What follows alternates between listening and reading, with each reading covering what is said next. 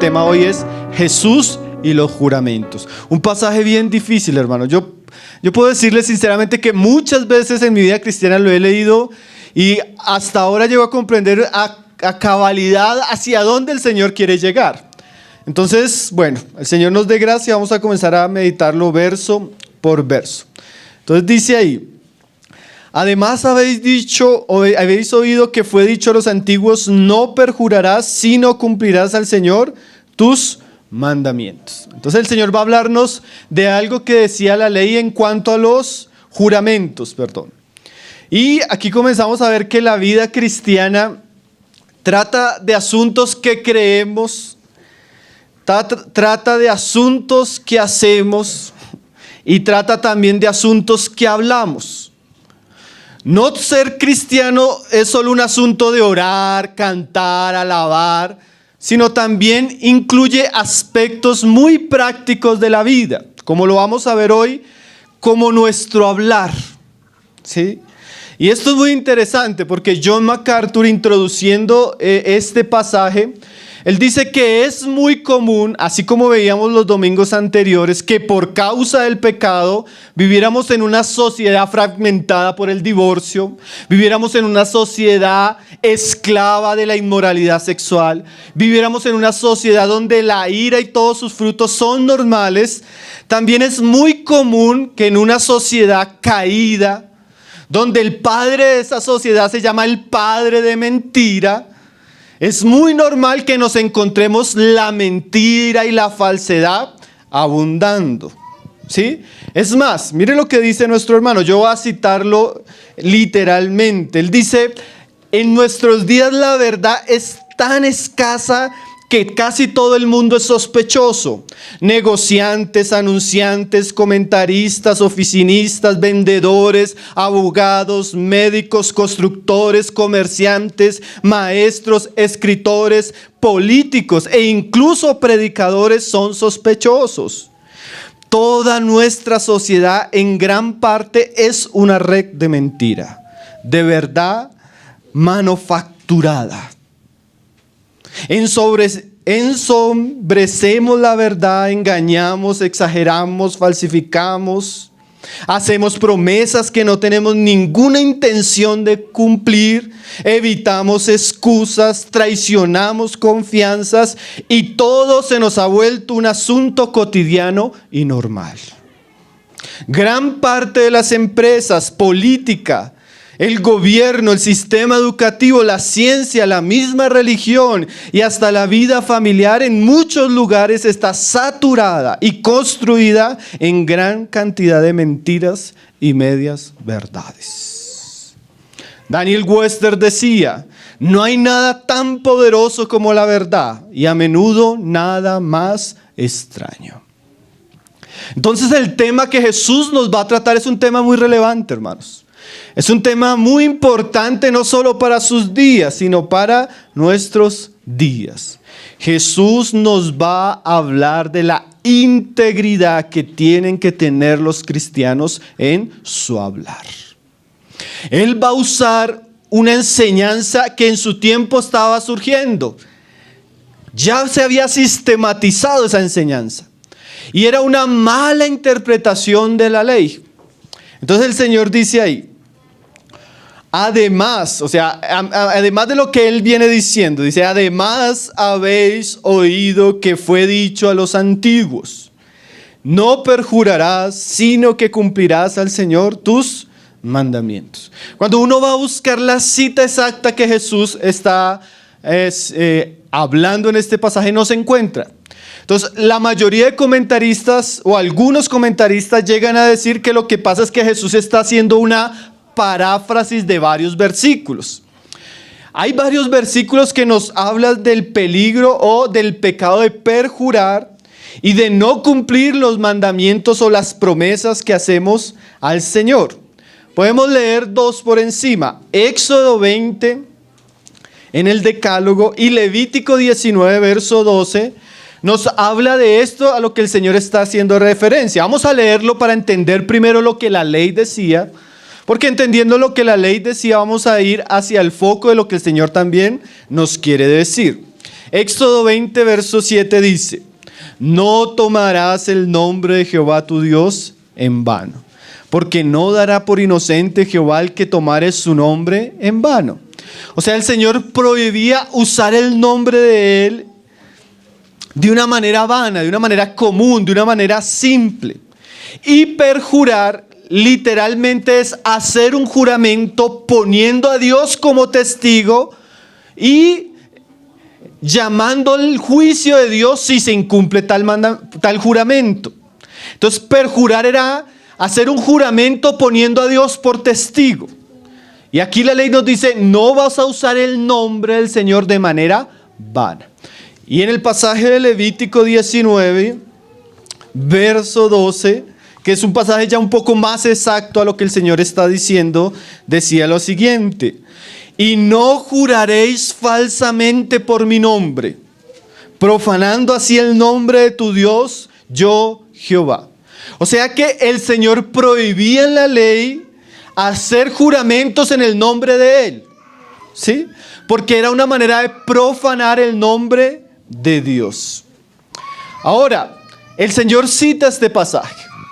¿Por qué el Señor cita este pasaje? Bueno, porque había una práctica muy común en sus días que ahora la vamos a ver en los siguientes versículos que se encuentran en Mateo.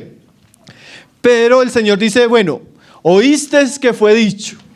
Y lo que fue dicho era que ellos no podían perjurar, ni que podían hacer promesas o juramentos en el nombre del Señor.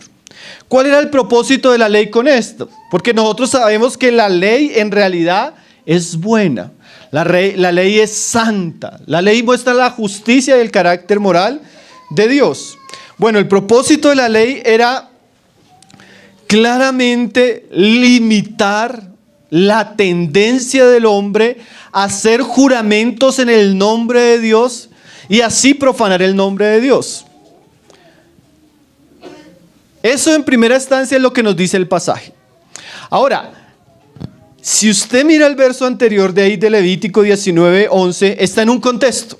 Y ese contexto nos amplía un poco el propósito de la ley. Dice ahí: no hurtaréis y no engañaréis ni mentiréis el uno al otro.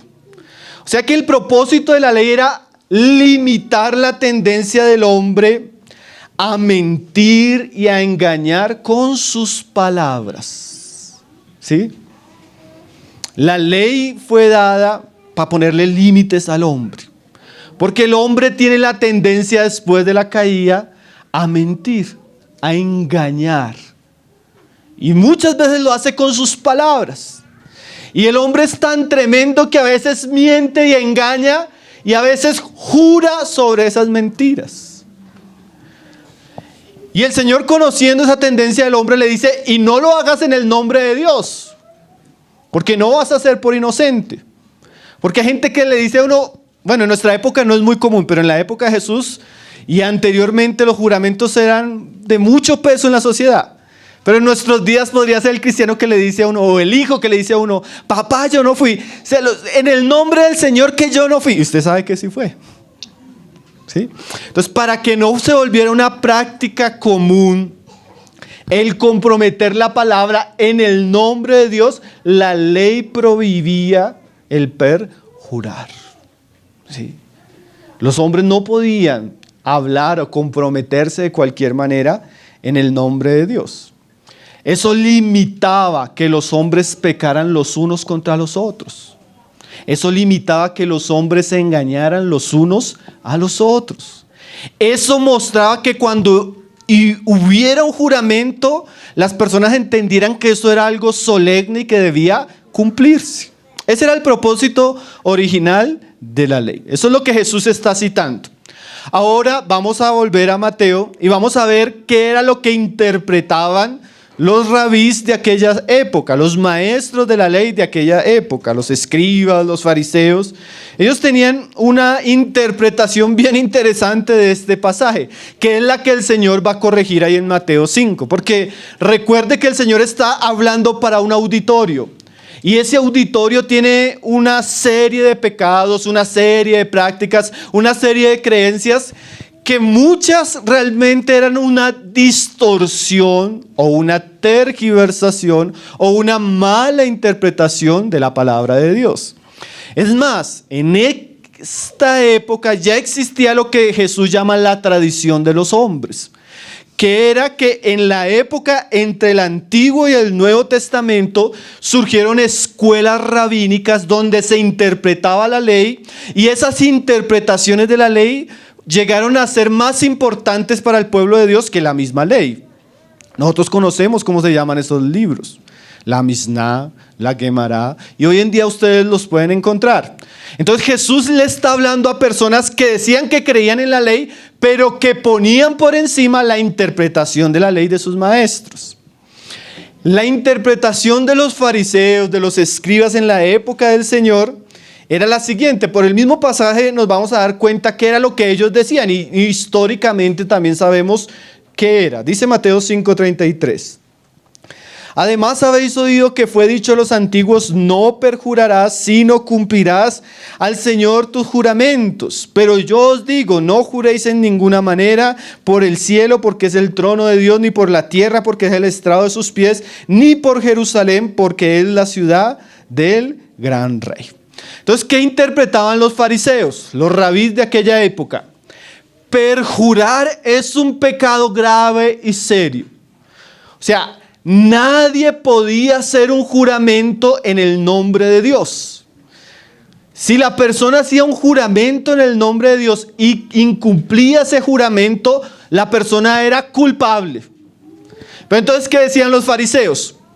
Tú no puedes jurar en el nombre de Dios, pero hay otros juramentos que podemos hacer que no son de igual solemnidad y que de pronto se pueden incumplir. Entonces, en vez de jurar en el nombre de Dios, juramos en el nombre de Jerusalén. O juramos en el nombre del cielo. ¿Sí? Entonces iban a hacer un compromiso. Un judío iba a contratar a otro. Este es el contrato. Lo leía y digo, bueno, en el nombre del cielo o la Jerusalén de la gran rey, yo me comprometo a cumplir este contrato. Al cabo de 15 días, el judío incumplía el contrato. Iba ante los maestros de la ley. No, es que hicimos un contrato y él lo incumplió. ¿En el nombre de quién lo hicieron? No, fue en el nombre de Jerusalén. Ah, puede invalidarlo. ¿Está entendiendo la idea? Para ellos, como un pueblo religioso, solo lo que se hacía como juramento en el nombre de Dios tenía valor sagrado. Los otros juramentos podían quebrantarse. Entonces ellos crearon un sistema de juramentos donde había cosas por las que podían jurar y tenían que cumplir, y donde habían cosas que no eran tan importantes. Parece algo ilógico, pero así era la religión de aquellos días. Jesús cita ese caso ahí en Mateo, más adelante en el capítulo 23. Ahí usted va a entender por qué Jesús está diciendo esos pasajes. Por eso les decía que si uno no conoce un poco el contexto religioso de aquellos días, no va a entender el asunto que Jesús está tratando con su enseñanza. Mateo 23, verso 16, ese capítulo tan serio donde el Señor está culpando de pecado a los escribas y los fariseos, dice lo siguiente. 23, 16. Ay de vosotros, guías ciegos, ¿qué decís? O sea, ellos enseñaban esto. Si alguno jura por el templo, no es nada. Pero si alguno jura por el oro del templo, es deudor. ¿Sí ven el tipo de juramentos que ellos tenían? Entonces, hicieron un compromiso. Le voy a vender esta casa. Bueno, le va a pagar tanto. Listo, vamos a hacer un juramento. El juramento va a ser en el nombre del templo de Dios. Entonces el otro decía, no. Hagamos el juramento por el oro que hay en el templo de Dios. Ah, sí. El oro es más sagrado que el templo. Parece ridículo, ¿no, hermanos? Así era. Se incumplía la venta de la casa. Van ante los rabís. ¿En el nombre de quién hicieron el juramento? En el nombre del templo de Dios. ¿Hubiera sido en el nombre del oro del templo de Dios? Sí. Pero si no hace el contrato, no vale. ese juramento, ese compromiso no vale. Entonces ellos hacían diferencia entre los juramentos. Habían juramentos sagrados y juramentos que no eran sagrados. ¿Sí? Esa era la interpretación de los rabís en aquella época. Y el Señor da otro ejemplo. Ahí dice el Señor: insensatos y ciegos. Porque ¿cuál es mayor, el oro o el templo que santifica el oro? También decís: si alguno jura por el altar no es nada, pero si alguno jura por la ofrenda que está sobre él es deudor. Miren lo interesante. Vamos a hacer un pacto entre los dos, un juramento. Bueno, lo vamos a hacer en el nombre del altar. No, en el nombre del altar, no. En el nombre de la ofrenda que está sobre el altar. Entonces ellos hacían diferencias entre los juramentos. Ahora, ¿qué trajo como consecuencia esta manera de pensar? Porque de alguna manera los rabíes, los escribas y los fariseos de aquella época pensaban que habían cosas que hacían sagrados los pactos o sagrados los juramentos. ¿Sí? Y había cosas que no eran sagradas. Ahí es donde está el meollo del asunto. Cuando ellos piensan y enseñan que hay ciertas cosas que se tienen que cumplir, porque la ley lo exige, pero hay ciertas cosas que se pueden incumplir porque la ley no es clara. En términos cristianos, hermano, es como usted decir esto. Así de una manera práctica para que vayamos entendiendo la idea. Yo voy a hacer un negocio con un hermano y como es mi hermano se lo tengo que cumplir. Yo voy a hacer con un negocio como un incrédulo, pero como no es creyente, a él le pueden cumplir. Eso es en términos prácticos la enseñanza, hermanos. Cuando tenemos una idea de que hay cosas sagradas y si hacemos eso delante de eso sagrado tenemos que cumplir, y tenemos la idea de que hay cosas que no son sagradas o seculares. Y eso lo podemos ¿qué? Incumplir. Esa era la dicotomía que tenían los fariseos. Entonces cuando se hacía el juramento en nombre de Dios eran bien celosos, o en las cosas que para ellos eran importantes, como las ofrendas. Pero cuando se hacía un juramento por cualquier cosa, ellos podían transgredir el juramento. ¿Sí? Y sentían que no estaban pecando, porque como no juraron en el nombre de Dios o algo que ellos consideraban sagrado, podían incumplir su palabra.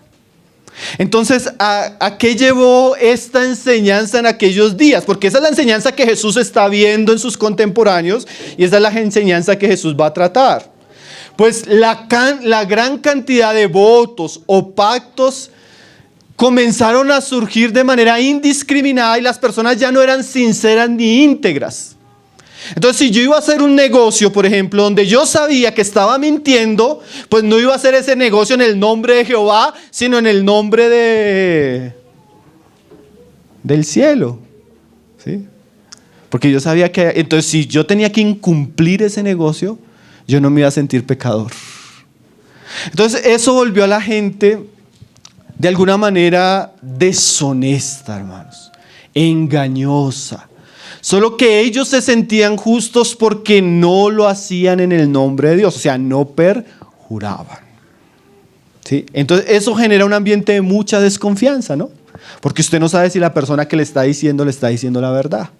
Eso genera un ambiente de mucho engaño, mucha falta de integridad. Entonces lo que la ley quería era evitar que el hombre pecara hablando cosas que no iba a cumplir. Y lo que la enseñanza de los rabinos llevó a hacer es que los hombres juraban por una cantidad de cosas que para ellos no eran importantes y los llevó a ser deshonestos en su vida secular. Ahora vamos a entrar a la enseñanza de Jesús.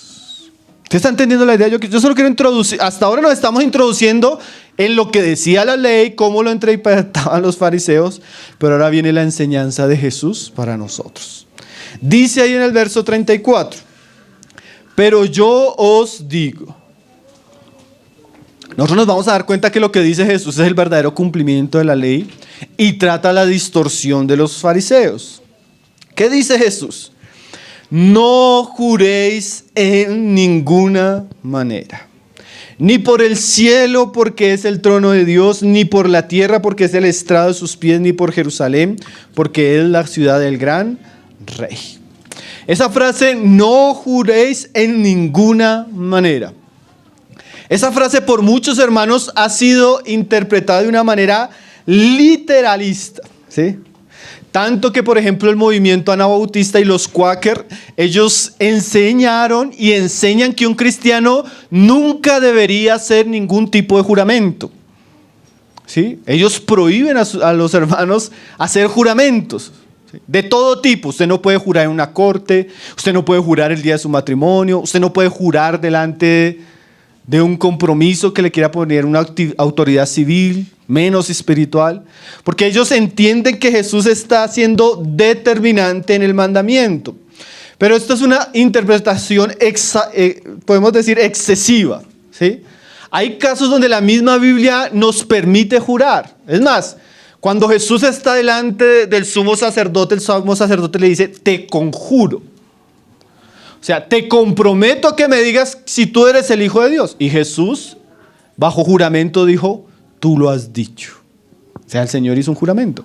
Pablo le dice a Timoteo, te conjuro a que prediques la palabra de Dios. O sea, bajo juramento, Timoteo, comprométete a predicar la palabra de Dios. Entonces, hay pasajes en la Biblia, en otros espacios, donde vemos que el juramento no es prohibido. Es más, el juramento cumple el propósito original de Génesis, que es hacer solemne cierto asunto.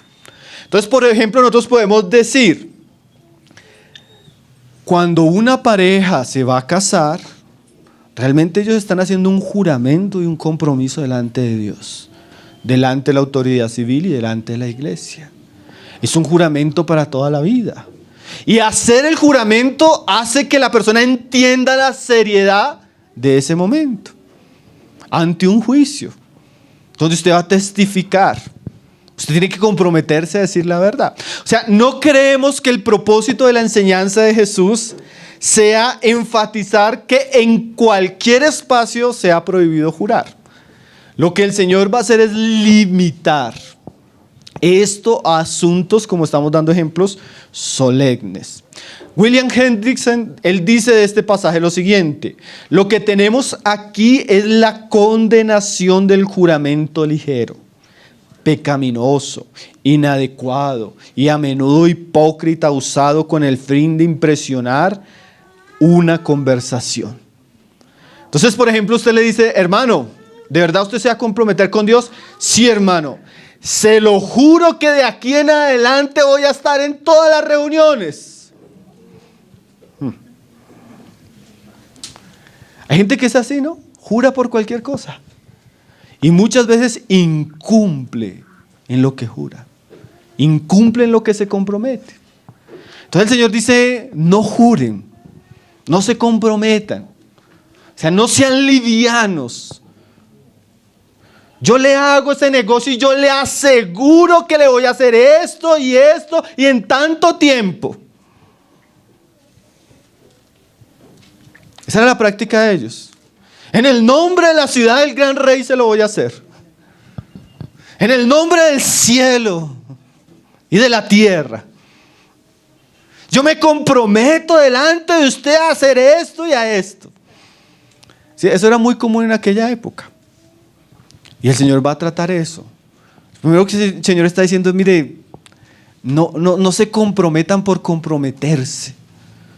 No pongan sus palabras a modo de juramento. ¿Sí? No se acostumbren a eso, porque la gente en aquella época se comprometía a eso. ¿Sí? La enseñanza de Jesús más adelante es, en vez de comprometerse, dígalo y hágalo. ¿Sí? Eso es lo que va a enseñar Jesús. Porque ellos usaban muchísimos juramentos, pero eran muy deshonestos y mentirosos. Entonces, el no que aquí el Señor está diciendo, dice, no juréis en ninguna manera, es para restringir la tendencia pecaminosa que tiene el hombre de comprometerse y no cumplir. ¿Sí? Dice ahí, Y él comienza a dar varios ejemplos. Ni por el cielo, porque es el trono de Dios, pero yo os digo, ni por la tierra, porque es el estrado de sus pies, ni por Jerusalén, porque es la ciudad del gran rey. Entre los tipos de juramentos que ellos hacían, como decimos, ellos colocaban algunos que eran sagrados y unos no sagrados. Pero aquí Jesús dice, miren, no juren por el cielo, porque el cielo es el trono de Dios. No juren por la tierra, porque la tierra, ¿qué es? El estrado de sus pies. No juren por Jerusalén, porque es la ciudad del gran rey. ¿Qué les está diciendo el Señor a ellos? Jurar, mire esto, por cualquier cosa creada, por cualquier lugar o por cualquier asunto, en última siempre va a ser un juramento delante de Dios. Porque todo lo creó Dios. Dios está en el cielo, amén, y en la tierra. Dios está en nuestros hogares, amén, y en nuestros trabajos. Dios está en la reunión de la iglesia, amén, y cuando usted se sube a un bus. O sea, el juramento siempre va a tener como testigo a Dios. Y se hace en últimas delante de Dios. Entonces, esa diferencia de comprometer su palabra en un lugar y darle importancia, y comprometer su palabra en otro lugar y no darle importancia, es una falta de entendimiento de la santidad de Dios y de su omnipresencia. Miren lo que dice Isaías. Vamos a ir a Isaías 6. Ese pasaje que citamos mucho para ver es la gloria del Señor en todos los aspectos. Porque nosotros como cristianos tristemente tenemos una dicotomía también, hermanos. A nosotros como cristianos hay cosas que nos parecen santas y hay cosas que no nos parecen santas. A nosotros como cristianos hay personas que creemos que podemos respetar y hay personas que podemos irrespetar. A nosotros como cristianos nos parece que hay personas que podemos amar y a otras no podemos amar. Entonces tenemos una dicotomía. Pensamos que hay cosas sagradas y hay cosas seculares. Y ese era en últimas el pecado de los fariseos. Miren lo que dice Isaías 6. Dice, en el año que murió el rey Usías, vi yo al Señor sentado sobre un trono alto y sublime, y sus faldas llenaban el templo. ¿Cómo murió Usías? Ese es el año en el que Isaías cita su profecía. ¿Saben cómo murió Usías? Leproso. ¿Saben por qué murió leproso Usías? Porque un día le dio el arrebato de entrar a la casa de Jehová y ofrecer el incienso, siendo rey. Y Usías no podía entrar a la casa de Jehová a ofrecer incienso porque eso era un oficio exclusivo de los sacerdotes, consagrados para el oficio, hijos de Leví. Entonces Usías, en su soberbia, porque era un rey muy exitoso, muy próspero, muy inteligente, él creyó que podía llegar a la casa y ofrecer incienso de cualquier manera. Inmediatamente, cuando los sacerdotes lo resisten y él se llena de ira, cae la lepra sobre él. ¿Qué muestra eso, hermanos? La casa del Señor es santa. Yo no puedo llegar a la casa de Jehová y ofrecer cualquier cosa o hacerlo de cualquier manera, porque el Señor es santo, santo, santo. Y en el Antiguo Testamento tenemos muchísimos casos donde el Señor mató, quemó, volvió leprosos a personas que profanaron el templo. ¿Usted ha leído esos pasajes? Ahora, ese profano rey que pervirtió las cosas sagradas murió. Y Isaías tiene una visión ese día que murió Usías.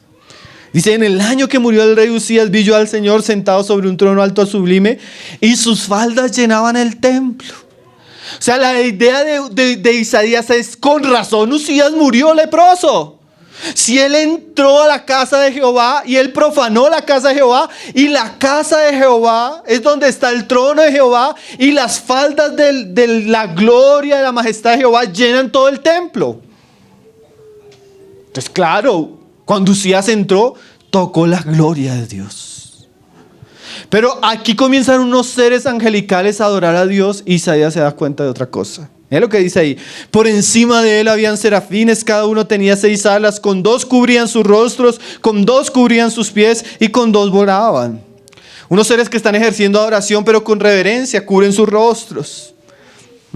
Guardan sus pies, están volando.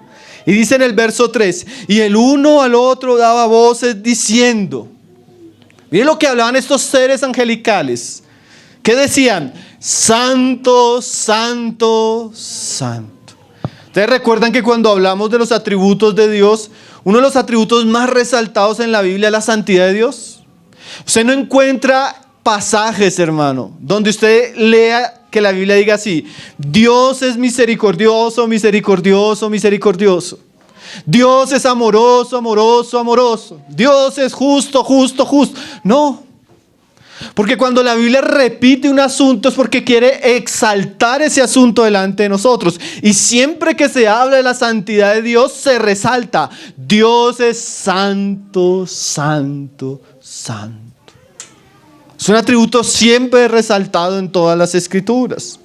Entonces Isaías entiende: con razón murió Usías. Dios es santo, santo, santo. Y sigue diciendo: Jehová de los ejércitos. Pero mira ahora lo que escucha a los seres vivientes decir, a estos serafines: toda la tierra está llena de su gloria. Ahí ya creo que le cambió la visión a Isaías. Isaías antes pensaba que solo la gloria y la santidad de Dios estaba en el templo, por eso había muerto Usías. Ahora se da cuenta que la gloria de Jehová no solo llena el templo, llena ¿qué? Toda la tierra. Cuando Isaías entiende que la gloria de Jehová llena toda la tierra, no solo se da cuenta que Usías murió como leproso, sino que él ahora y todo el pueblo con el que él vive son leprosos. Porque mire lo que dice ahí más adelante. Entonces en el 5 dije: ay de mí, que soy muerto. O sea, si la santidad de Dios no es solo exclusiva del templo, sino que llena toda la tierra, nos espera lo que le esperó a Usías: la lepra y la muerte. Dice: ay de mí que soy muerto. ¿Por qué? Porque soy hombre inmundo de labios, y habitando en medio del pueblo inmundo que tiene labios inmundos. ¿Qué quiere decir eso, hermanos? ¿Saben cuál era la señal del leproso? Labios inmundos. El leproso tenía, cuando el sacerdote veía que él era leproso, él tenía que salirse de la ciudad. Y ellos vivían fuera de la ciudad. Y cuando alguien se acercaba, la ley decía que ellos tenían que gritar: inmundo, inmundo, soy un hombre de labios inmundos. Entonces la gente sabía que era leproso y no se le acercaba, porque la lepra era contagiosa. Entonces Isaías ahora se da cuenta de la santidad de Dios y dice: no, yo también soy un hombre de labios inmundos. Y habito en un pueblo de labios inmundos. ¿Qué está diciendo Isaías? Todos somos leprosos. Si la gloria del Señor llena toda la tierra, todos somos leprosos. Hermanos, si la santidad de Dios, como lo vamos a ver ahora, incluye nuestras palabras, todos somos leprosos. Todos hablamos y mentimos. Todos hablamos y engañamos. Todos hablamos y no cumplimos. Ahora, tal vez si usted dice: no, yo voy a hablar con el hermano Pablo, yo le digo la verdad. Pero tal vez si usted va a hablar con su compañero de trabajo, con su jefe, ¿sí? Tal vez si usted va a predicar el evangelio, usted dice la verdad. Tal vez si usted va a hacer un negocio, no dice toda la verdad. Lo que quiero resaltar acá era el problema que tenían los judíos. Ellos pensaban que habían cosas sagradas y cosas no sagradas. Pero hermanos, nuestro Dios llena toda la tierra con su gloria. Y Jesús, escúcheme esto, Jesús reclama el señorío en los cielos, en la tierra y debajo de ella. ¿Eso qué quiere decir? Sobre todo. O sea, no podemos ser santos acá adorando y vivir como impíos allá afuera. No podemos ser santos aquí cantando y hablar como impíos allá afuera. Porque ese era el asunto de los fariseos. Ah, no, si juramos en el nombre de Dios es serio. Si juramos de cualquier manera lo podemos incumplir. Eso no es pecado. Bueno, Jesús nos va a enseñar que es una mala interpretación, primero de Dios, de su santidad. Y segundo, de lo que Dios espera de un pueblo que es llamado a ser santo. Entonces, ese tipo de juramentos que por esto y por esto no.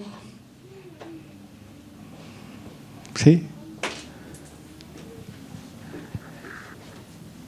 Entonces volvamos ahí a Mateo. Si nosotros entendemos, como Jesús está diciendo, que el cielo es el trono de Dios y la tierra el estrado de sus pies, no hay un lugar que no sea santo. La iglesia como un juzgado, hermanos. ¿Sí? El lugar donde oramos, pero el lugar donde trabajamos también.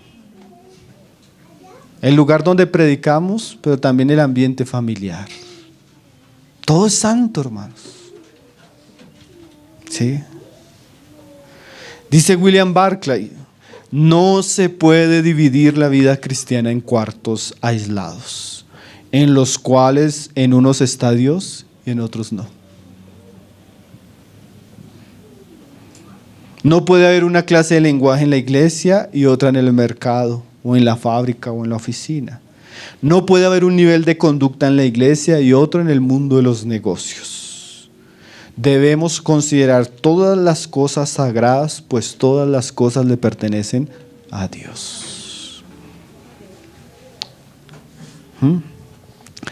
Dice ahí Mateo 5. Entonces ya está entendiendo la idea de Jesús. No jures por el cielo. No jures, porque por lo que lo hagas, tú estás haciendo un juramento delante de Dios.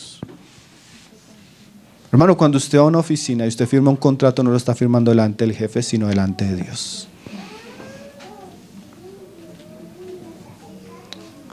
Cuando usted hace un pacto que se va a casar con una mujer, no es, en realidad la autoridad no es el juez, la autoridad delante o el notario, la autoridad delante que está haciendo usted eso es delante de Dios. ¿Sí? Dice ahí, ni por tu cabeza jurarás. Hay gente que dice, pongo mi cabeza, que me caiga un rayo del cielo si no le cumplo.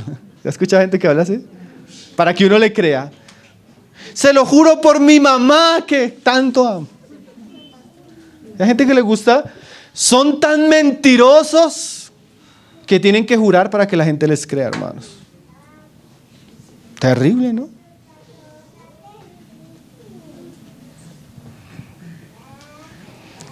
Ni por tu cabeza jurarás. Y el Señor explica por qué. Porque no puedes hacer blanco o negro un solo cabello. Hay un pasaje en Santiago que nos explica este pasaje, es un poco complejo. Vamos a leerlo. Santiago 4. Hoy estoy leyendo varios pasajes porque como es un pasaje difícil, hay otros que nos van a ayudar a entender un poco más. La idea del Señor es que no juremos porque nosotros no tenemos seguridad de nada.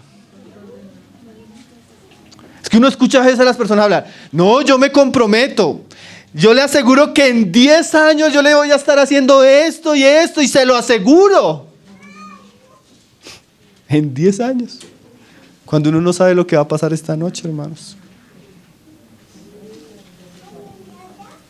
No, mire, delante de Dios que mañana le llego a tal hora, ¿y qué tal le dé una enfermedad esta noche o se muera en paro?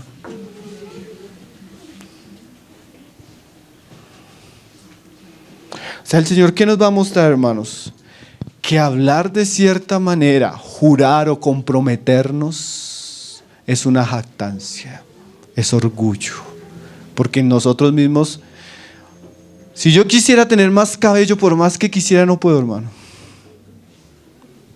Ahí se ve mi incapacidad, tendría que comprarme una peluca. Mira lo que va a decir Santiago. Santiago nos va a hablar en este pasaje de la jactancia, hermanos. La presunción. ¿Qué es eso que va Santiago a hablarnos?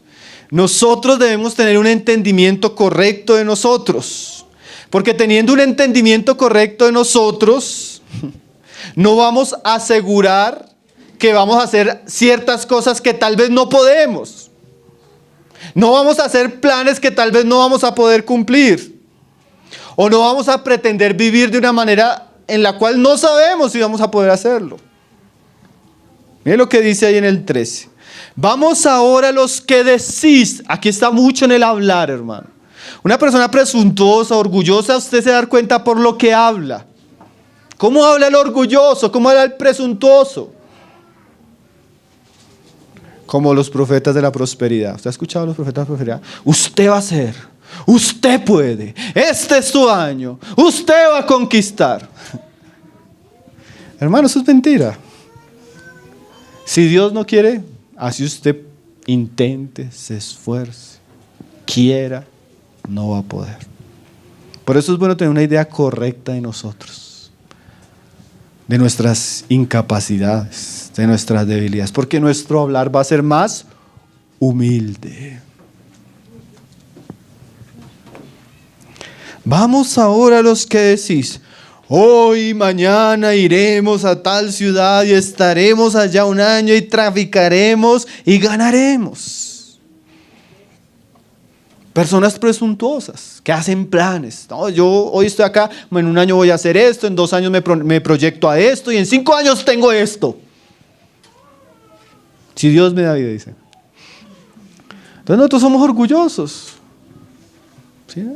Somos presuntuosos. Voy a hacer esto, en 2 meses voy a hacer esto, 5 meses voy a hacer esto, en un año voy a hacer esto. Pero mire cómo Santiago nos va a librar de la presunción. Dice, cuando no sabéis lo que será mañana. Lo primero que Santiago nos enseña ahí es que, hermanos, nosotros no conocemos qué va a pasar mañana. Ninguno de nosotros, así usted tenga su agenda, así tenga un horario que cumpla todos los días, en últimas usted no sabe lo que va a pasar mañana. ¿Sí? Puede que mañana se levante, sin darse cuenta, comience a sentirse mal, y el día que usted pensaba tener de trabajo así bien fuerte, termine en un hospital. A mí me ha pasado bastante, hermanos. Oh, hermanos, esta semana esto y esto y esto, y pum, esta semana a veces ni pararse uno de la cama.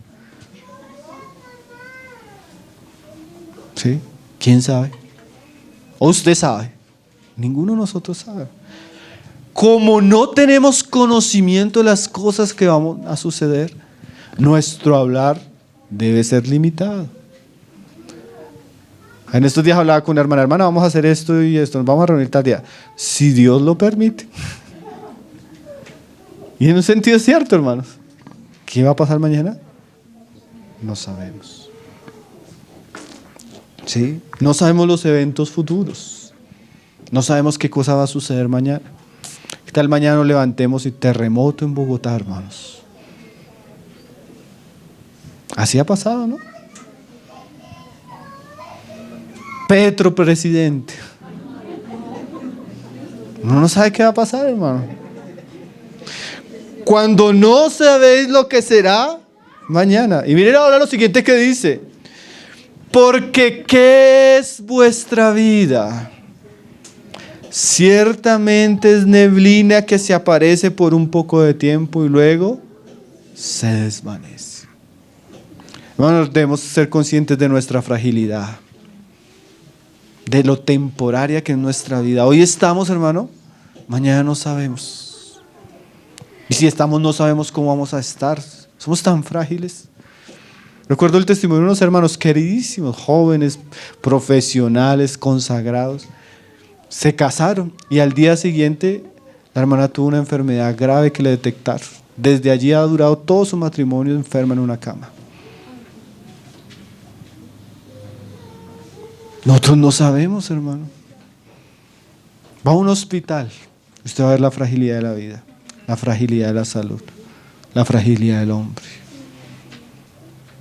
Entonces, si somos personas tan frágiles, hermanos,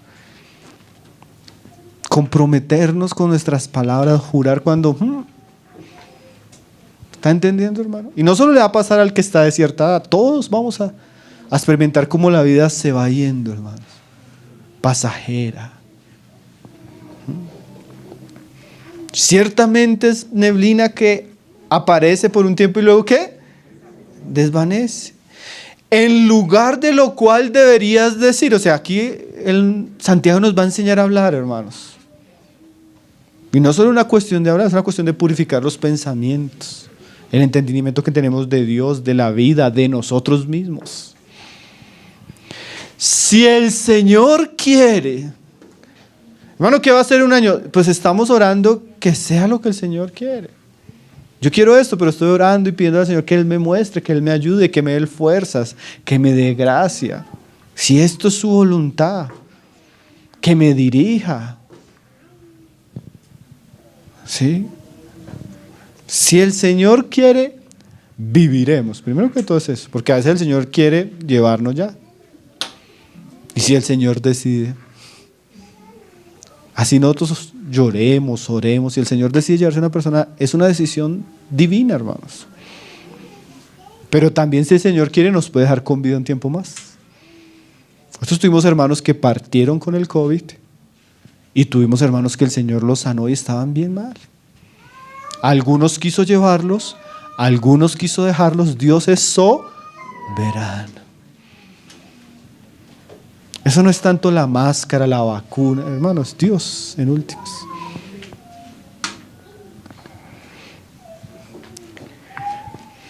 Si Dios quiere, si el Señor quiere, viviremos. Y dice ahí, y haremos esto o aquello, si Él quiere. Entonces es una manera de hablar, ¿qué? Humilde. Una manera de hablar real, basada en la fragilidad del hombre, basada en la incapacidad del hombre de conocer el futuro. Lo único que sostiene estas palabras es que nuestra confianza y el señorío de Cristo en nuestras vidas. ¿Sí? Yo he conocido casos así, hermanos, que el hermano o la hermana, no, hermano, tenemos esto y esto y esto y esto, y al mes partieron con el Señor.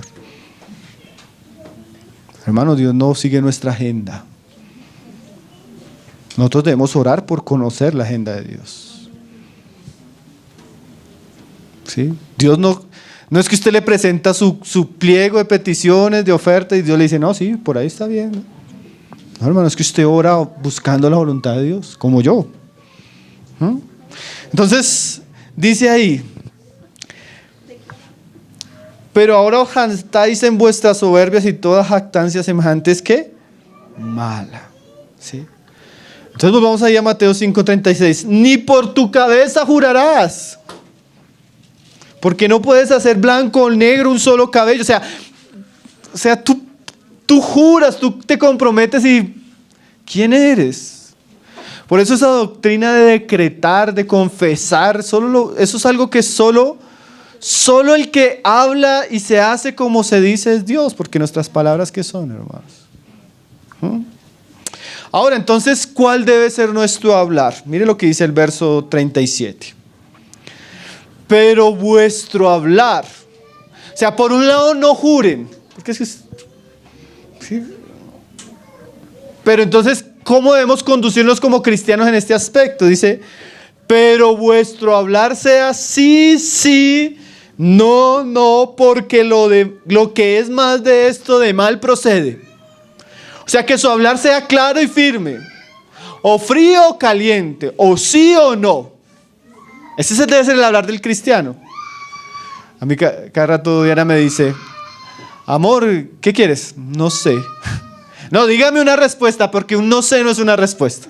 Y yo no sé. Pero esta es la idea de Jesús, que su sí sea sí y su no sea no. O sea, hermanos, nosotros no necesitamos jurar. Nuestra palabra debería ser fidedigna. Sí y no. Hermano, para Dios nuestras palabras son importantes. ¿Y por qué no decirlo? Sagradas, en el sentido que Dios espera que hablemos verdad.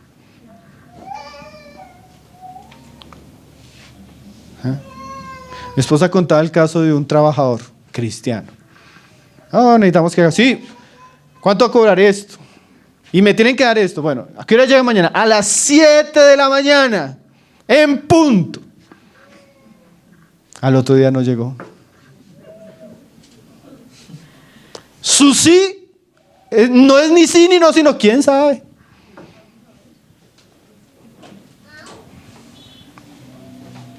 Hermanos, la enseñanza de Cristo es que nuestra palabra debe ser verdadera, veraz y honesta. Es el principio que el Señor quiere enseñarnos. No juren. ¿Para qué van a jurar? Si usted como cristiano, su hablar debe ser verdadero. No se comprometan delante de nadie. Si usted habla una cosa, cúmplalo. O mejor, diga que no. Diga sí o diga no. Nosotros estamos en una sociedad donde todo tiene que ser firmado, escrito, con cláusulas. Porque la palabra del hombre en nuestros días no vale nada. Pero no así la palabra del cristiano. El cristiano tiene que hablar y lo que él habla debe ser sí o no. O si no, mejor no hable. O sea, nosotros debemos evitar, hermano, como cristianos, mentir, engañar. Estaba leyendo en estos días Apocalipsis. Estos son los 144,000, los que salieron de la gran tribulación. Estos son los que han vencido por el Cordero. Estos son los que han lavado por la sangre. Estos son los que no se contaminaron con mujeres. Estos son los que no tienen mentiras en sus labios. ¿Por qué dice eso? Porque hay gente con mentira en sus labios, hermano. Y eso incluye la gloria de Jehová llena toda la tierra.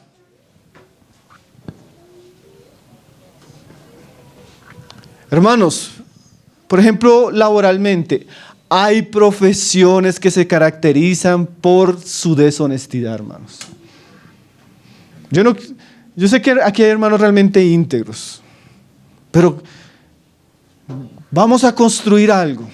No, eso se tiene que orar y ayunar 2 años para encontrar quien le construya y que le cumpla. ¿Cierto? Yo cuando iba a imprimir libros, aquí hay hermanos que nos hacen eso ahora y son muy...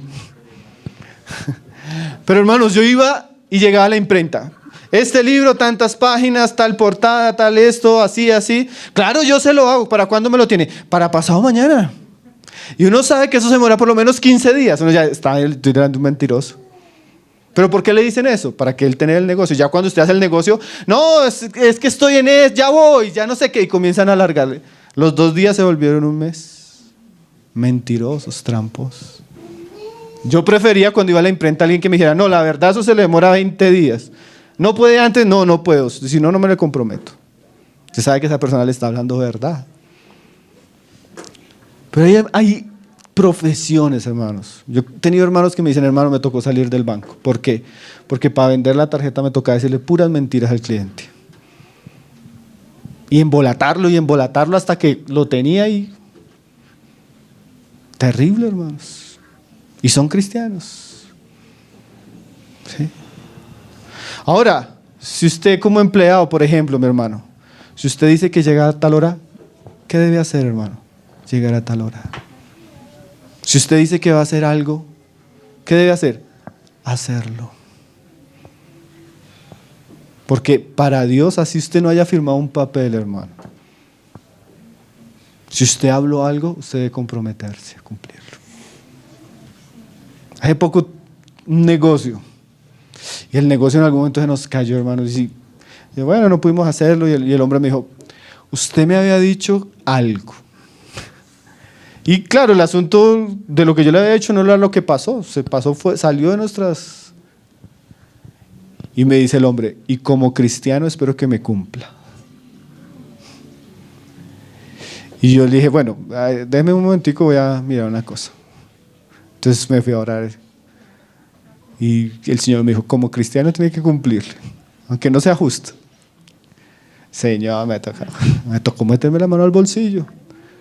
A veces es mejor perder la plata y no perder el testimonio. De verdad, hermano. Leí la plata y me dijo, Dios lo bendiga, qué bueno encontrarse personas así. Aprovechado, ¿no? Pero es que, ¿qué pasa, hermano? Hasta las personas del mundo esperan que los cristianos seamos honestos. No solo Dios, hermano. Un mal testimonio. Hace poco una hermanita me decía, hermano, me dice que llega a tal hora y no llega. Me dice que va a hacer algo y no lo hace. Me parece una persona deshonesta. Hablando de su esposo. Tremendo, ¿no, hermanos? Porque nosotros hablamos por hablar y no cumplimos lo que hablamos. Aquí el Señor va a ponernos a nuestras palabras seriedad. Y excusas. ¿Qué pasó? No, es que salí, me encontré y vi, y excusas. Somos personas con falta de integridad. ¿Sí? Muchos problemas en la iglesia son por estos asuntos, hermano.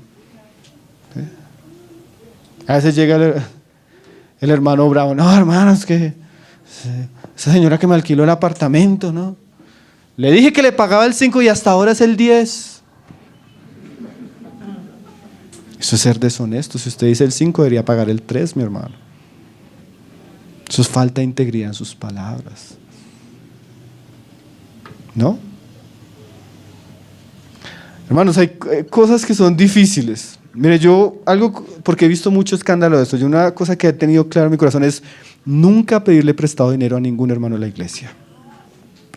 Al único que le he pedido, con la única persona que hemos tenido esa confianza, pues es con los que son mi papá, que es de la familia. Así nos ha servido hasta deudas grandísimas.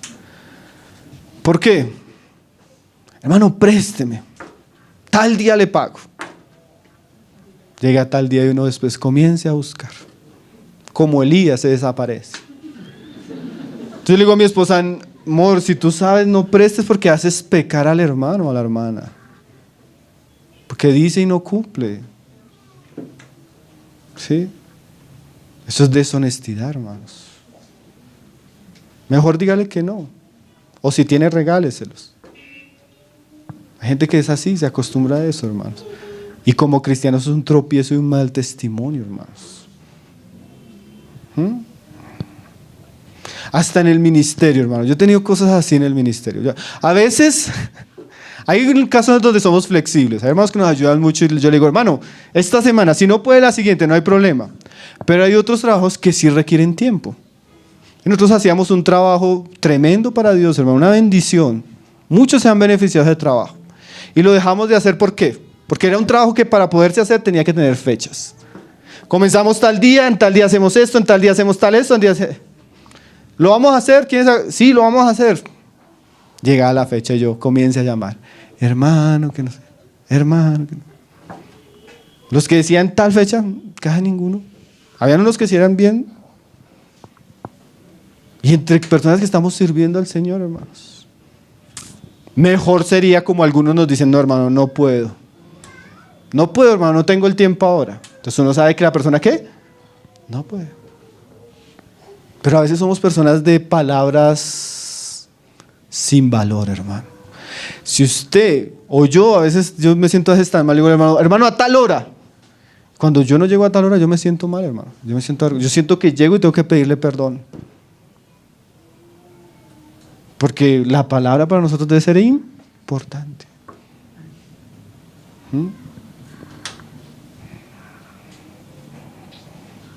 Que vuestro sí que sea, si no mienta, hermanos. A veces nosotros mentimos para sacar provecho de ciertas circunstancias, ¿no? Engañamos. ¿Sí? Esa no es la voluntad de Cristo, hermano. Y todo, recuerde, Pablo dice, sirvan a sus señores como a Cristo. O sea, cuando usted está en un trabajo, lo que usted haga no lo haga por las personas, sino como si fuera para Cristo. ¿Sí? Hermano, los cristianos tienen un malísimo testimonio de las personas del mundo por esto. Tramposos, mentirosos, astutos, ventajosos.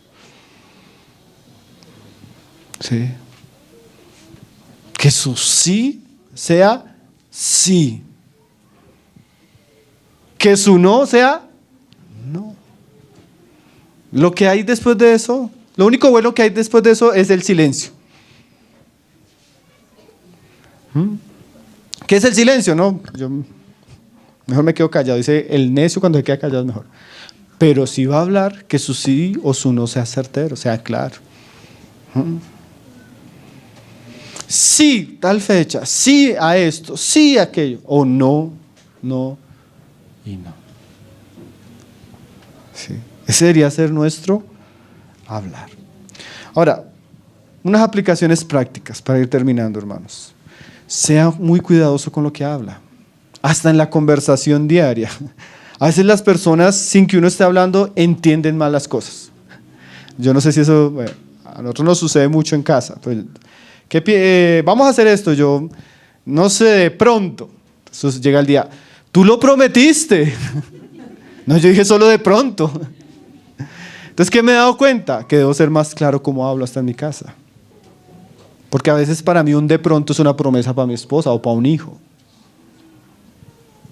¿Me está entendiendo? Usted le dice a su hijo, sí, tal día vamos a hacer tal cosa. Y llega tal día y no lo hace. Si tú haces esto, te voy a dar esto. Y llega tal día, tu hijo hace eso y tú no se lo das.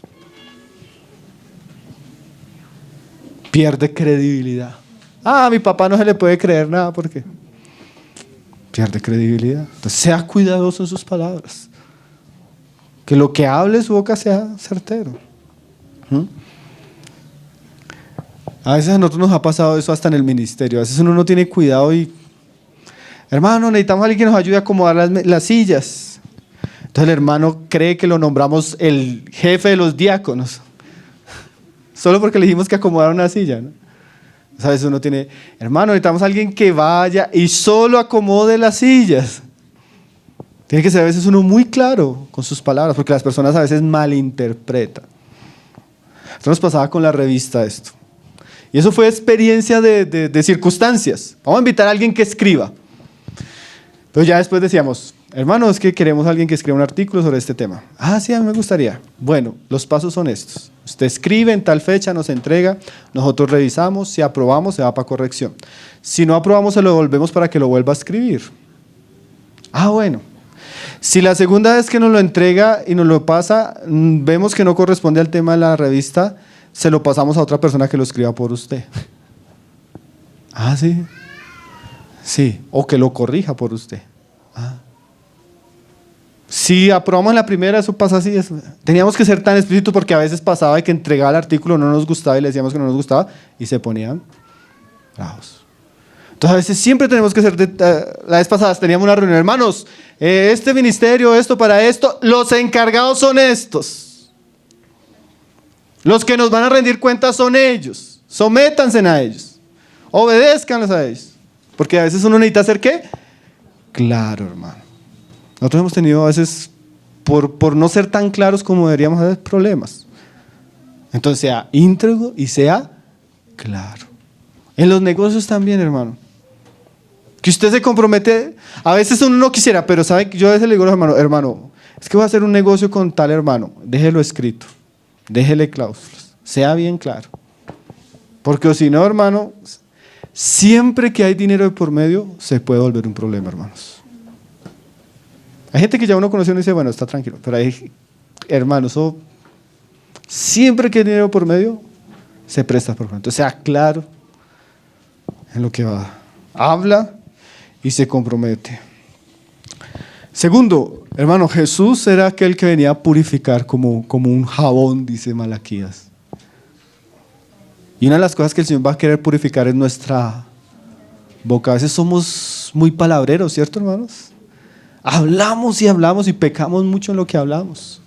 No, hermano, yo me comprometo a esto. No, hermano, yo hago esto. Y no hace nada, hermano. Dios necesita purificar nuestros labios. Es más, yo creo que mensajes como estos purifican nuestro hablar, ¿cierto? Usted va a tener más cuidado de hablar. Y yo también. Yo me sentía tan reargüido en algunas cosas. Porque a veces uno, ¿ya qué días estaba? Iba a entrar a una reunión, hermano, una reunión pesadísima, tratar unos problemas grandísimos. Y me escribe un hermano y le digo, hermano, después de la reunión le llamo. Entré a la reunión, 4 horas, salí con un dolor de cabeza, hermanos, que quería era solo acostarme. Se me olvidó que le había dicho al hermano. Y al otro día, uy, hermano, qué pena. Qué pena porque yo le había dicho que ya. Nosotros debemos ser cuidadosos en qué nos comprometemos, en qué no nos comprometemos. ¿Qué hablamos? ¿Qué no hablamos? Segundo, yo creo que algunos de nosotros vamos a tener que pedir perdón, hermanos. Tal vez algunos de nosotros vamos a tener que hablar cosas que no hemos hablado correctamente. Me comprometí a algo y he quedado mal. Y me he hecho el pendejo, literalmente. Y estoy orando a Dios. ¿Cuánto estoy orando? 6 meses. 6 meses haciendo el pendejo.